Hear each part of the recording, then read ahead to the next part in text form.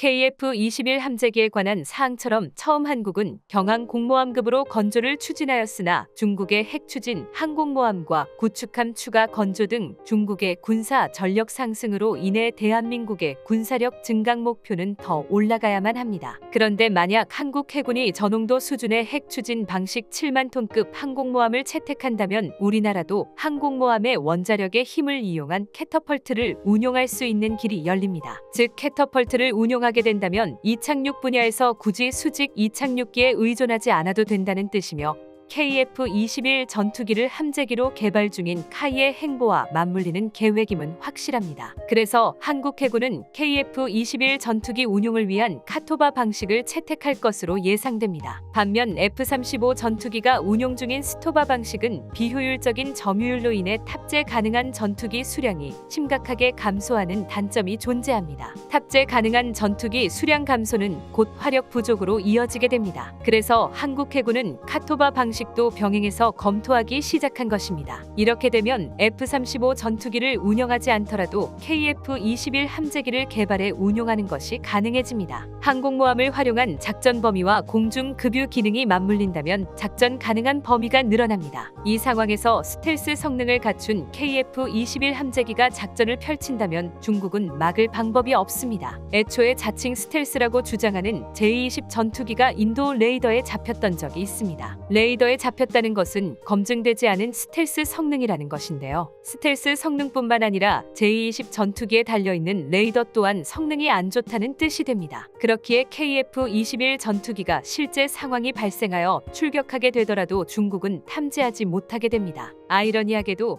정작 중국이 군비 증강을 계속해서 할수록 한국군도 마찬가지로 무기 개발에 적합한 명분이 생기며 세계 최강급 대전략 무기들을 보유하기가 매우 수월해진다는 장점이 존재합니다. 특히 대표적으로 KF-21 전투기에 탑재되는 사거리 1500km 공중 발사형 순항 미사일 보유와 함께 미국 역시 한국의 군사력을 강화시켜 지금이라도 중국을 전방위로 압박하자는 여론이 미국 의회에서 하나둘씩 나오고 있었으며 새로운 협의가 개최된다면 순항 미사일에 관한 통합 데이터 링크를 한국에 제공하는 방식으로 합의가 될 예정입니다. 미국 군사 전문가들은 한국 공군이 보유할 초음속 미사일이 사거리가 2000km 이상으로 상승한다면 베이징과 상하이는 물론 광둥성까지 타격이 가능하다는 결정적인 장점들을 설명했습니다. 첫째, 스크램 제트 엔진 방식을 채택하는 경우 마 7 이상의 속력과 사거리 확대가 수월해지며 이것은 미국이 독단적으로 태평양을 방어하기 위한 국방비 부담을 3배 가까이 줄이고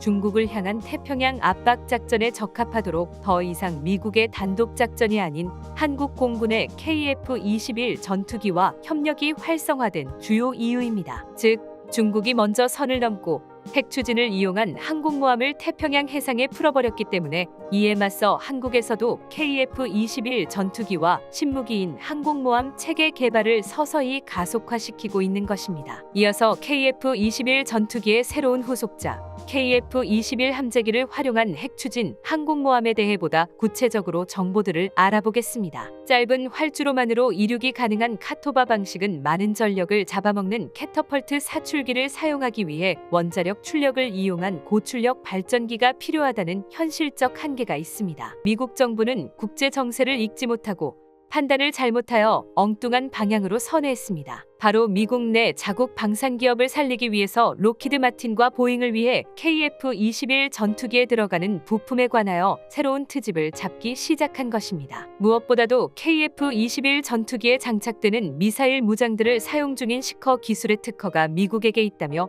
사용할 때마다 자신들의 허가를 받아야만 사용할 수 있다고 주장하는 게 정말 어이가 없을 정도입니다. 한국 입장에서 본다면 정말 어이가 없는 상황인데요. F-35 전투기를 도입하면 기술 이전을 해준다고 약속했으나 실제로는 기술 이전 약속을 지키지 않았습니다. 이는 록히드 마틴의 거짓말로 일어난 4대 핵심 장비 사건으로 미국 방산 기업들의 KF-21 전투기 방해 행보는 아직까지도 끝나지 않았습니다. KF-21 전투기가 미국산 엔진을 탑재하여 비행 시험을 진행하고 있다는 소식이 전해지자 엔진 로열티를 더 지불해야 한다는 주장을 펼치기도 하였습니다. 이처럼 미국 정부가 잡으라는 중국은 안 잡고 쓸데없는 행동만 저지르자 미국 정부에게 반기를 드는 미국 내 실용주의자들이 나타나고 있습니다. 행동하는 방향성에서 오류를 만들고 있다. 이게 지금 어떤 계획인지 결말이 궁금하다. 중국을 완벽하게 제압하지 않는다면 단기간 내에 미국의 태평양 지역 영향권은 완전히 소멸할 것이다. 현미 공군의 전략 분석가 패터슨 마셜이 발언한 내용인데요. 그는 추가적으로 어서 빨리 한국 등 중국과 인접한 국가들에 대한 규제들을 철폐하고 KF-21 전투기의 개발을 더 이상 방해하면 안 된다고 밝혔습니다. 그가 이렇게 간절하게 미국 정부에게 반기를 든 이유는 바로 중국이 태평양 해역에서 영향력을 높이기 위해 새로운 항공모함을 7만 톤급 핵추진 항공모함으로 건조하는 것을 확정했기 때문입니다. 중국마저도 핵잠수함과 핵항공모함을 추가적으로 건조한다고 선포함으로써 중국 때문에 동북아 지역의 비핵화 방식은 완벽히 물 건너가고 군비 경쟁의 긴장도는 더욱 높아지기 때문에 대한민국은 오로지 생존을 위하여 끝없는 공군 전력 강화를 위해 KF-21 전투기 추가 생산만이 유일한 정답인 게 확실히 증명되었습니다. 그런데 정작 미국은 발등에 불이 떨어진 상황이 되자 상황 수습에 나섰습니다. 미국 정부는 강경파와 온건파의 합의를 통해 한국 군사력의 전력 협력을 인정하고 말았습니다. 미국이 대한민국에게 공군력 강화를 요청하는 초유의 사태가 벌어졌습니다. 최근 미국은 중국 공군을 압박하기 위해 동맹국들과 협조하겠다고 했지만 말과는 전혀 다르게 한국의 KF-21 전투기 개발에는 반대적인 행보를 보이고 있어 매우 큰 논란이 되고 있습니다. 여러분들도 느끼다시피 상식적으로 중국 공군을 최대한 압박하기 위해서는 미국의 힘뿐만 아니라 주변국들의 도움을 요청해야 하며 일본도 아니고 대만도 아니고 태평양 지역에서 유일하게 4.5세대 차세대 전투기를 독자적으로 개발 중인 우리 대한민국을 강력하게 밀어줘야 하는 게 정상입니다. 특히 폭장량 분야에서 미국 로키드 마틴제 F-35B 전투기와 비교해보면 2배 가까이 강력한 KF-21 전투기를 운영하는 것 자체가 적 함대 및 적 항공모함에게 굉장히 강력한 능력을 발휘하고 또 공대공 작전면에서도 미사일 무장량이 많을수록 적전투기 격추 확률이 상승하기 때문에 KF-21 전투기는 여러 면에서 중국 공군과 해군에게 치명적인 위협이 된다는 것은 분명한 사실입니다. 우리 방사청과 국방부 그리고 해군은 주한미군과 회담 당시 이 점을 고려해봐야 한다고 주장했습니다. KF-21 전투기에는 초음속 순환 미사일을 탑재할 수 있어 화력 투사가 매우 뛰어납니다. 또한 내부 무장창에 미사일을 탑재함으로써 스텔스 성능 또한 갖추고 있습니다. 그리고 5세대를 넘어 6세대까지 넘보는 개발 계획을 갖추고 있는 나라는 대한민국 외에는 없습니다. 게다가 현재 폴란드 공군이 운영 중인 한국산 무기들과 같은 플랫폼 체계를 구축하기 때문에 유지보수에 있어서도 유리하다는 점을 강조하며 고장 수리나 운영 인력 교육에 있어 비용을 크게 들일 필요가 없다는 점을 드러냈습니다. 한국항공우주산업은 획기적인 제안 외에도 폴란드에서 해외 개발 거점을 최초로 개설하며 무인 항공기와 다양한 분야에서 폴란드 정부와 한국이 협력하겠다는 생각으로 실제 투자까지 감행하며 다른 국가들과 대결해서 밀리지 않겠다는 확연한 의지를 보였습니다. 이처럼 폴란드뿐만이 아니라 말레이시아에서도 한국 방산의 해외 수출은 계속되고 있습니다. 말레이시아가 KF-21 전투기 수입을 확정지으면서 동남아시아 여러 국가들에서도 관심이 늘어났습니다. 그렇지 않아도 폴란드와의 역대급 방산 계약을 통해 한국 방산 시장이 어느 때보다도 뜨거운 가운데 예상보다 더욱 빠르게 KF-21 전투기의 해외 수출 지역을 확정 지은 것은 생산 물량을 더 많이 늘릴 수 있다는 뜻입니다. 이는 곧 생산 단가를 낮출 수 있게 되고 더 저렴한 가격으로 전투기 시장을 선점할 수 있게 됩니다. 한국은 골칫거리를 해결하는 것은 물론이며 카타르에 수출을 하는 것으로 어느 정도 문제가 해결됐습니다. 현재 폴란드 정부와 국방장관 측은 다른 국가들이 제시한 무기 수출 조건보다 한국이 제시한 수출 조건에 매우 흥미를 가지기 충분했다며 특히 KF-21 전투기의 패키지에 포함된 공중급유와 무장 탑재 능력을 모두 갖춘 KF-21 전투기의 장거리 공중 전투 능력에 대한 부분을 강조했습니다. 폴란드 수출 계약은 한국 방산 역사에 길이 남을 정도로 엄청난 규모와 금액이 투자된 사업입니다. 특히 주목을 받았던 것은 FA-50 전투기를 유럽 국가에 수출한 것이라고 할 수 있는데요. 그만큼 폴란드에서 향후 제공권 싸움에 있어 한국산 FA-50 전투기가 중요한 역할을 할 것으로 보고 동쪽의 위협과 대결을 생각해 주문한 것이라 볼 수 있는 사실이 전 세계에 알려지면서 한국산 차세대 전투기에 대한 관심이 폭발했는데요. 또한 폴란드의 엘리트 조종사들을 보내 참관하는 방식을 계획하고 있다고 말했으며 이는 KF-21 전투기를 사실상 확정지었다고 볼 수 있습니다. 그도 그럴 것이 KF-21 전투기에 대항할 유력한 경쟁자가 없기 때문입니다. F-35 전투기는 이미 폴란드가 구매 계약을 체결했고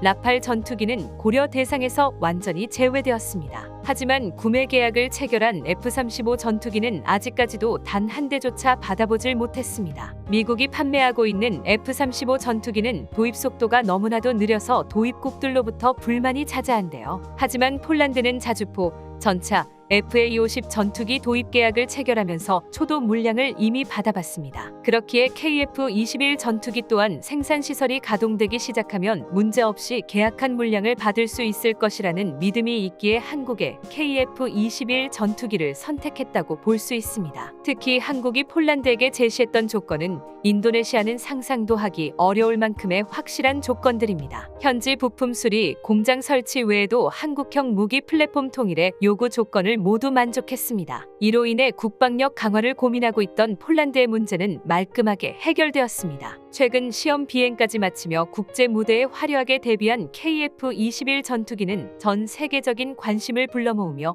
카타르 알자이라 외신에서는 한국이 세계 3위급 항공기술을 보유한 국가라는 평가를 내릴 정도였습니다. 더욱 구체적으로 보도된 내용을 알아보겠습니다. 카타르가 KF-21 전투기 구매 계약을 검토하고 있다는 소식이 들려왔습니다. 방산업계 언론에 의하면 한국항공우주산업은 카타르의 KF-21 전투기 수출 물량을 배정하고 우선 협상 대상자로 선정할 것이 유력하다는 내용을 보도했습니다. 카타르는 현재 보유하고 있는 매우 오래된 구형 전투기들을 대체하면서 스텔스 성능과 무장 탑재 능력까지 완벽하게 갖춘 KF-21 전투기를 보유하기 위해 혈안입니다. 카타르의 알자이라 군사 전문가들의 예측에 따르면 필요한 KF-21 전투기는 최소 500대라고 합니다. 이러한 가운데 우리나라는 군사 보안을 이유로 조립 중인 전투기 실물 형상을 직접 공개하는 것을 거부해왔지만 이례적으로 한국 공군의 마하 달성 비행 시험, 램제트 엔진 시험, 고각도 발진 시험,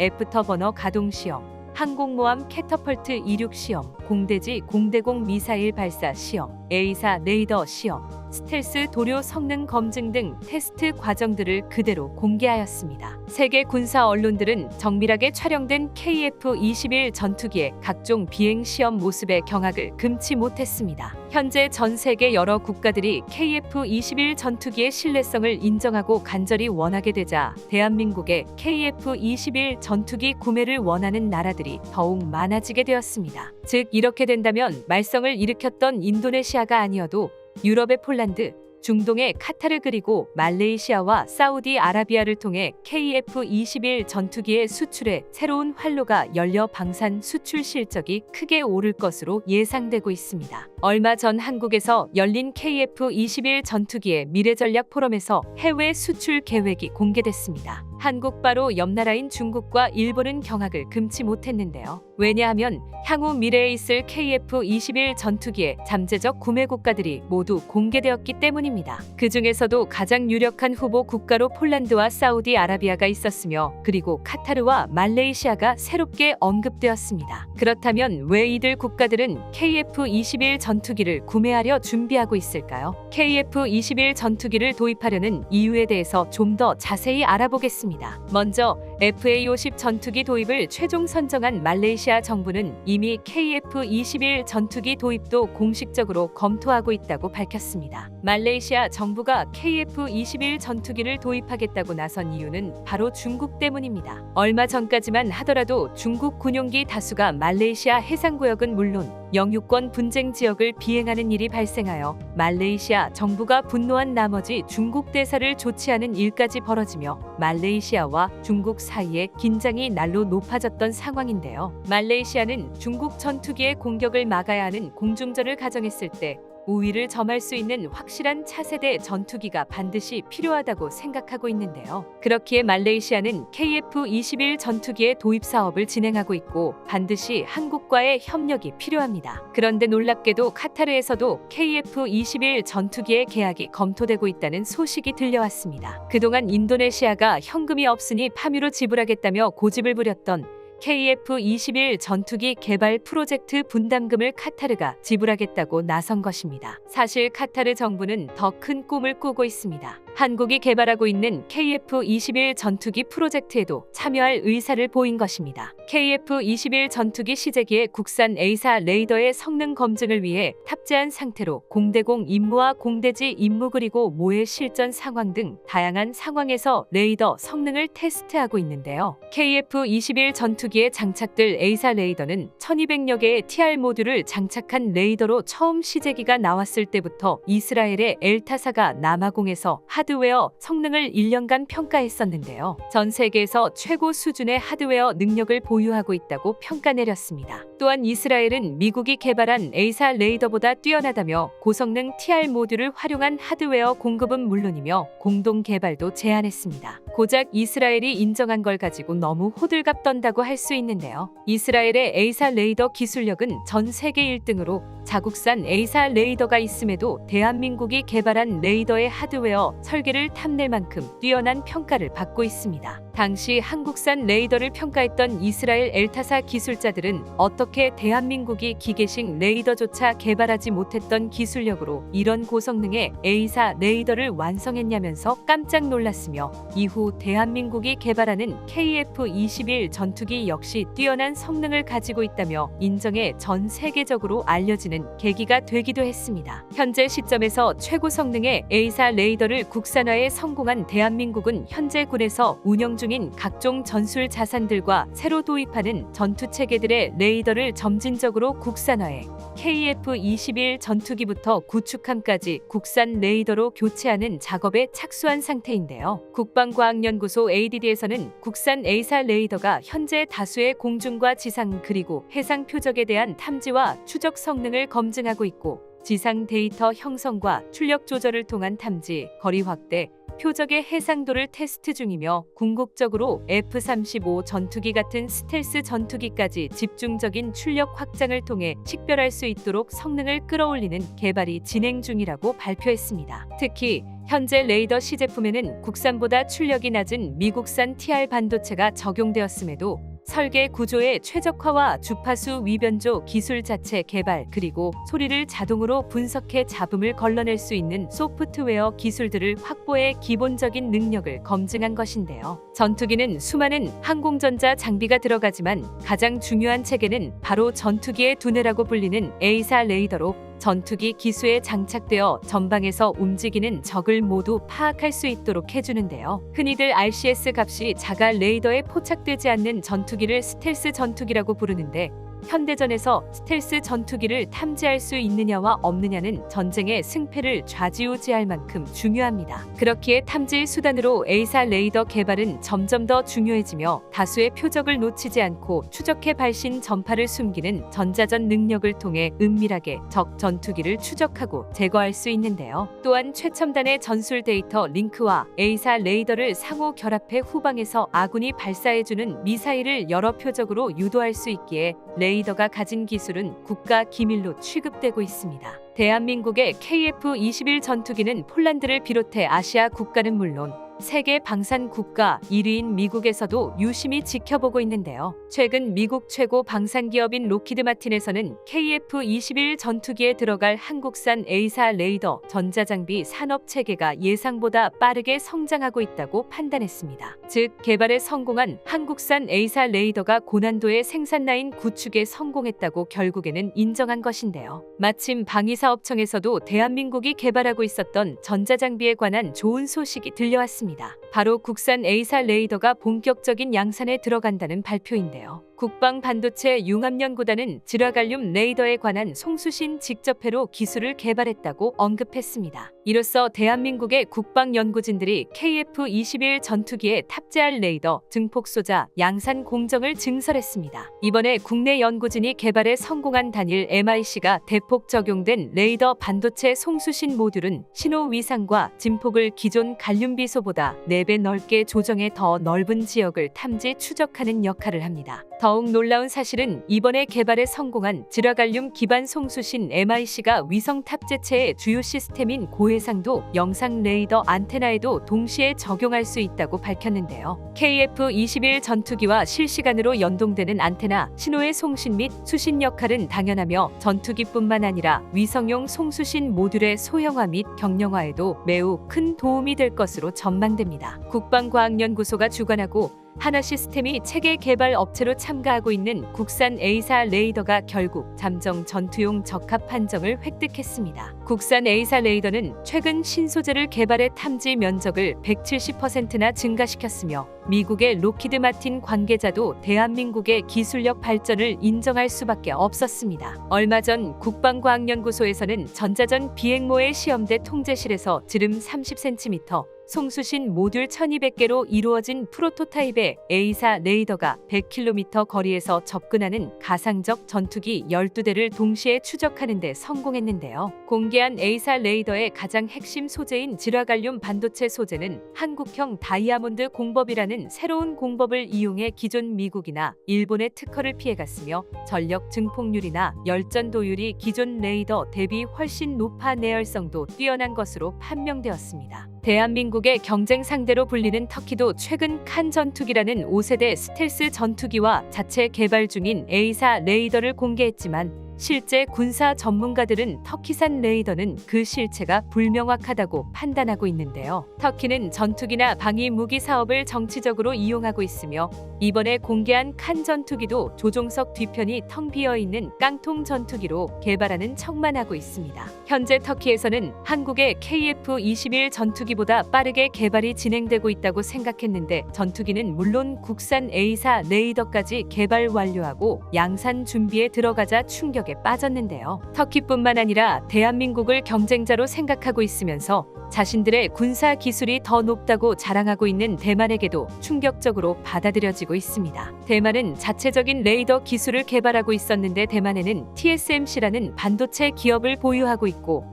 우리 대한민국에는 삼성 반도체가 있어 서로 간에 경쟁을 하고 있는데요. A사 레이더는 반도체 기술의 끝판왕으로 대만은 아직까지 실험 단계에만 머무르고 있으며 전투기에 장착할 성능은 아직까지 한참 남았다고 전해지고 있습니다. 게다가 최근 대만 언론에서는 A사 레이더의 자체 개발을 포기하고 FA-50 전투기에 들어가는 미국의 팬텀 스트라이트 레이더를 수입하자는 여론이 형성될 만큼 레이더 개발에 어려움을 보여주고 있는데요. 미국도 최신 소재로 알려진 지라갈륨 반도체 소재를 이제 막 적용하고 있는 상황에 대한민국은 삼성 반도체를 통해 레이더용 전력 반도체를 자체 개발하는 데 성공해 첨단 반도체 생산국으로 탄생했습니다. 대한민국은 다른 모든 국가가 실패할 것이라고 예상했던 결과를 깨고 한국의 독자 기술로 전투기를 개발했을 뿐만 아니라 세계 정상급 A사 레이더와 비교해도 전혀 뒤떨어지지 않는 한국형 A사 레이더를 개발했습니다. 이젠 군사 강국의 대열에 올라선 대한민국은 항공 선진국으로 이름을 알릴 것입니다.